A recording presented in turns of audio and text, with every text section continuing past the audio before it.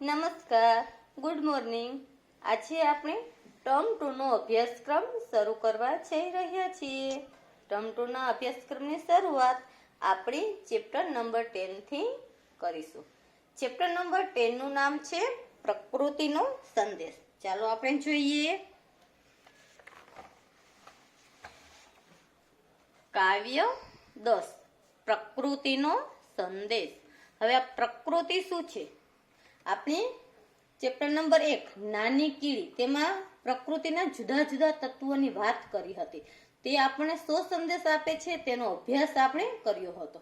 તો અહીંયા પણ પ્રકૃતિના કેટલાક તત્વો, જેવા કે અહીંયા કયા કયા તત્વોની વાત કરી છે? તો કે પર્વત, સાગર, લહેર. લહેર એટલે કે જે સાગરના મોજા હોય તે. ત્યાર પછી પૃથ્વી અને નભ. આ જે પ્રકૃતિના જુદા જુદા તત્વો છે તે આપણને જીવનમાં શું સંદેશ આપે છે તેનો અભ્યાસ આપણે આ કાવ્યમાં કરવાનો છે. પ્રકૃતિ એટલે તો તમને બધાને ખબર જ છે. પ્રકૃતિ એટલે કે કુદરતી તત્વો, જે નૈસર્ગિક તત્વો છે તેને અહીંયા આપણે પ્રકૃતિ તરીકે ઓળખીએ છીએ. તો ચાલો આપણે કાવ્યની શરૂઆત કરીએ. પર્વત કહે છે, શીશ ઉઠાવીને તમે પણ ઊંચા બની જાઓ. પર્વત શું કહે છે કે શીશ ઉઠાવીને. શીશ ઉઠાવવું એટલે કે તમારું મસ્તક ઊંચું કરીને. મસ્તક ઊંચું કરવાની વાત કેવી છે? તો કે સામાન્ય રીતે તમે બેઠા હોય ને મસ્તક ઊંચું કરો તેવી રીતે નહીં, પરંતુ તમે જીવનમાં એવા કાર્ય કરો કે તમારું શીશ ઊંચું થાય, તમારું મસ્તક ઊંચું થાય તેવા કાર્ય કરીને તમે પણ ઊંચા બની જાઓ. ઊંચા બની જાઓ એટલે કે મહાન બની જાઓ. હવે સારું કાર્ય તમે જ છે. જો કોઈ પણ તમારાથી ભૂલ થઈ હોય તો તમે છે ઘરમાં કોઈ તમારાથી કંઈ પણ ખોટું થઈ ગયું હોય, ભૂલ થઈ ગયું હોય, ત્યારે જે વાત શરૂ થતી હોય ત્યારે તમે તમારું મસ્તક ઝુકાવીને બેઠા હોય છે. પરંતુ તમે છે, પર્વત આપણે શું શીખાવે છે કે તમે જીવનમાં એવા સારા કાર્ય કરો, એવું મહાન વ્યક્તિત્વ તમારું બહાર લાવો, મહાન કાર્ય કરો કે તમે સમાજમાં પોતાનું સર છે, પોતાનું મસ્તક છે ઊંચું ઉઠાવીને જીવી શકો. તમારે શર્મિંદગી સહન કરવી પડે નહીં. આવા સારા એવા કાર્ય કરી અને તમે પણ મહાન વ્યક્તિ બની જાઓ. ત્યાર પછી સાગર કહે છે, લહેરાઈને મનમાં ઊંડાઈ લાવો. હવે સાગર આપણને શું સંદેશ આપે છે? તો સાગર એમ કહે છે લહેરાઈને એટલે કે આનંદિત થઈને મનમાં ઊંડાઈ લાવો. મનમાં ઊંડાઈ લાવી એટલે કે મનમાં છે તમારું મન છે વિશાળ બનાવો. ઊંડાઈ લાવી. કેટલાના મન કેવા હોય? છીછરાઓ. છીછરા મન એટલે કે મન કઈ ઊંડું અને છીછરું ન હોય, પરંતુ પોતાના વિચારો કેવા છે તેના આધારે કહેવામાં આવે છે. કેટલાના વિચારો કેવા હોય છે? સૌ નેગેટિવ હોય છે. તે દરેક વ્યક્તિ માટે ખરાબ જ કહેતા હોય. ઓલા વ્યક્તિનું છે ના એને તો ખબર જ નથી પડતી, એનું કાર્ય આવું જ હોય. કોઈ દિવસ ક્યારેય તેના મનમાં સારા વિચારો આવે જ નહીં. તો તમારા મન છે, તમારું મનને કેવું બનાવો? વિશાળ બનાવો. સારા વિચારોથી એને સિંચન કરો. સમાજમાં જે સારું કાર્ય થાય છે, સારું અને ખરાબ બે પાસા દરેક વસ્તુમાં હોય જ છે. પરંતુ આ બે પાસામાંથી તમારે શું ગ્રહણ કરવાનું છે? તો કે સારું એવું ગ્રહણ કરો. સારી વસ્તુ છે તમારા મનમાં લાવો. તમારા મનમાં સારા વિચારો લાવો, સારા સંસ્કારોનું સિંચન કરો અને તમારું મન કેવું બનાવો? ઊંડું બનાવો. ઊંડું બનાવવાનું એટલે કે એમાં કઈ ખાડો ખોદવાનું ન હોય મનમાં, પરંતુ તમારા વિચારો એવા લાવો કે તમારું મન છે એ વિશાળ બની જાય. તો સાગરની જેમ સાગર આપણે શું કહે છે કે સાગર કેવો હોય છે કે લહેરાઈને, આનંદિત થઈને, વિશાળ બનીને તમારો મન છે સાગરમાં જે ઊંડાઈ છે તેવી જ રીતે તમારા મનમાં પણ સારા વિચારોનું, સારા સંસ્કારોનું સિંચન કરી અને મનમાં ઊંડાઈ લાવો. જે છીછોરાપણ છે તે મનમાંથી કાઢી નાખો.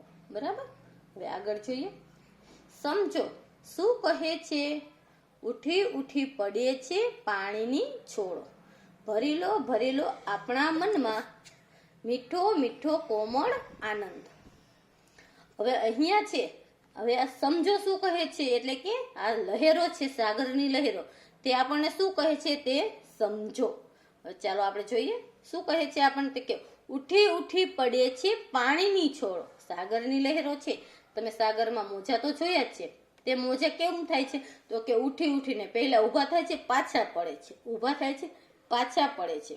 તો એ પાણીની છોડો છે તે જેમ ઉઠી અને પાછી પડે છે અને પોતાના મનમાં જે કોમળ આનંદ લઈ આવે છે તેવો જ આનંદ તમે પણ પ્રાપ્ત કરો. ઉઠીને પડવું એટલે કે જીવનમાં સારું અને ખરાબ દરેક કાર્ય થાય છે.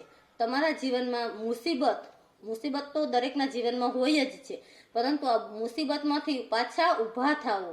પડો છો તો પાછા પણ ઊભા થાઓ અને ઊભા થઈ મુસીબતનો સામનો કરો. મુસીબતનો સામનો કરતા સમયે તમારા મનમાં કેવો આનંદ રહેવો જોઈએ? કોમળ આનંદથી તમે એ મુસીબતનો સામનો કરો અને પાછા તમે તમારા જીવનમાં ઊભા થાઓ. તેવો સંદેશ કોણ આપણને આપે છે? તો કે સાગરની લહેરો.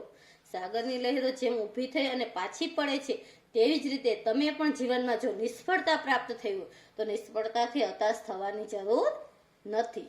તમે નિષ્ફળ થાઓ છો કોઈ કાર્યમાં, તો એ કાર્ય પાછું તમે આનંદથી, કોમળ આનંદથી તમે એ કાર્ય પાછું એ કાર્યમાં રસ ધારણ કરો, પાછા એ કાર્યમાં વળગી રહો, તો તમે સારો એવો તેમાં સફળતા પ્રાપ્ત કરી શકો. તેવો સંદેશ આપણને કોણ આપે છે? સાગરની લહેરો. ત્યાર પછી જોઈએ, પૃથ્વી કહે છે ધૈર્ય ન છોડો, શીશ પર ભાર ગમે તેટલો હોય. હવે પૃથ્વી આપણને શું સંદેશ આપે છે? તો કે ધૈર્ય ન છોડો, શીશ પર ગમે તેટલો ભાર હોય. પૃથ્વી ઉપર કેટલો ભાર છે? આખી પૃથ્વીનું વજન છે એ એક પૃથ્વી દેવી પોતાના શિર ઉપર ધારણ કરે છે. વજન એટલે કે તમારા બધા આપણા પૃથ્વી ઉપર, જગત ઉપર કેટલા બધા જીવો રહે છે, દરેક જીવના જે વર્તન છે બધાનો ભાર સહન કોણ કરે છે? પૃથ્વી એકલી.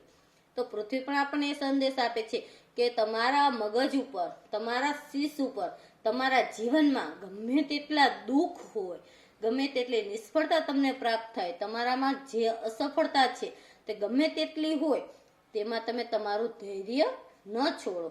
તમારો સાહસ છે એ છોડવાનો નથી. ધીરજ છે તમારા મનમાં, તે ધીરજ તમારે ગુમાવવાની નથી. આજે આપણે નિષ્ફળ થયા છીએ તો કાલે આપણે પાછા એમાં સફળ થશું જ.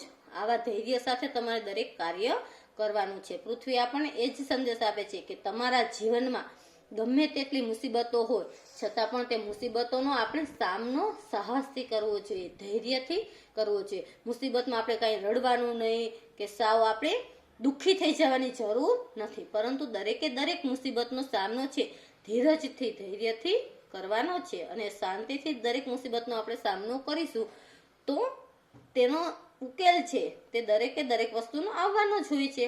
તો પૃથ્વી આપણને એ જ કહે છે કે તમારા મગજ ઉપર ગમે, અત્યારે તમે અભ્યાસ કરો છો તો અભ્યાસમાં તમને ઘણું બધું એવું ટેન્શન હોય કે મને આવડતું નથી ને હવે હું શું કરીશ ને મારું 7th તો પૂરું થવા આવ્યું છતાં પણ મને કંઈ જ આવડ્યું નહીં, તો હવે મારું તો પૂરું થઈ ગયું, હું તો ફેલ જ થવાનો છું. જે તમારા મગજમાં બોદ્રેશન છે, બોદ્રેશન રાખવાની જરૂર નથી. તમને આવડતું નથી, શા માટે નથી આવડતું, તમારે ક્યાં મિસ્ટેક થાય છે, ક્યાં ભૂલ છે, તેને શોધો ધીરજથી. ઉતાવળું કોઈ કાર્ય થઈ શકે નહીં. ધૈર્યથી દરેકે દરેક વસ્તુનો સામનો કરો, તેમાં તમને અવશ્ય સફળતા મળવાની જ છે. તો પૃથ્વી પણ આપણને આ જ સંદેશ આપે છે. હવે આગળ જોઈએ, નભ કહે છે એટલા થાઓ વિશાળ, આખા સંસારને તમે ઢાંકી લો. હવે નભ આપણને શું શિખામણ આપે છે, શું સંદેશ આપે છે?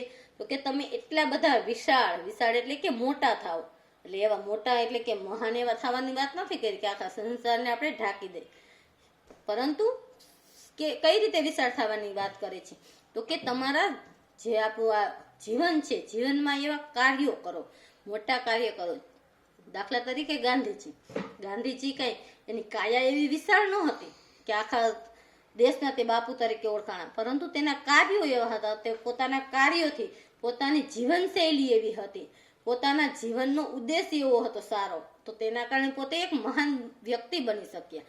તેવી જ રીતે તમે પણ કેવા બનો? વિશાળ બનો. તમારા વિચારો છે, તમારા આદર્શો છે એ ઊંચા રાખો અને સમાજમાં તમારું નામ છે, તમારું સ્થાન છે એ મોટું એવું પ્રાપ્ત કરો અને સમાજ આખામાં તમે છવાઈ જાઓ, આખો સંસાર તમને ઓળખતો થાય. કઈ રીતે ઓળખે? દરેક સંસાર છે તમને 2 વસ્તુથી ઓળખે છે, સારી અને ખરાબ. સારી વસ્તુથી સંસાર તમને ઓળખે તો તે તમે કાયમ માટે સમાજમાં જીવંત રહો છો, અને ખરાબ કામ માટે તમને ઓળખે તો તમે ટૂંક સમયમાં સમાજમાંથી વિખરાઈ જશો. તો તમે સારા એવા કાર્યો કરો, જે કાર્યોને સમાજ, દરેકે દરેક સમાજ યાદ રાખે અને તમને યાદ રાખે આખો સમાજ. તો અહીંયા શું કહે છે? નભ એવું કહે છે કે તમે એવા તમારા કાર્યો છે, તમારું જીવન ધોરણ છે એવું વિશાળ બનાવો કે આખો સંસાર તમને યાદ રાખે. બરાબર? તો આપણે આ પ્રકૃતિના સંદેશથી જે વિશાળ આપણા જીવનમાં જે સંદેશ પ્રાપ્ત કર્યો છે તે સંદેશનું એ સંદેશ છે આપણે આપણા સમાજમાં આપણા જીવનમાં ઉતારવાનો છે. પ્રકૃતિના જુદા જુદા તત્વો જે આપણને ઉપદેશ આપે છે એ ઉપદેશ આપણે આપણા જીવનમાં પ્રાપ્ત કરવાનો છે. તેનો સંદેશ આપણે અહીંયા જોયો. હવે નેક્સ્ટ વિડીયોમાં આપણે તેના સ્વાધ્યાયનો અભ્યાસ કરીશું.